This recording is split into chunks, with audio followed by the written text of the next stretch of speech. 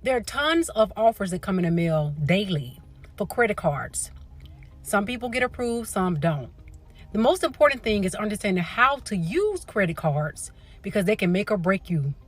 One thing you need to understand that just because they're offering cash back, rewards, points, or whatever offer they're providing for you, understand that unless you're paying the balance off, once the billing statement is received, you will still be billed for interest.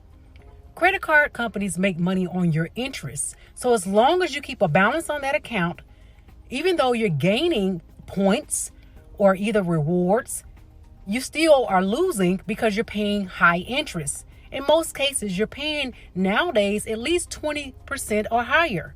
There are some cash back rewards, some balance transfer, 3%, but keep in mind, you're still being charged based on your usage and your interest is accruing. So in order to save money, you have to pay the balance off.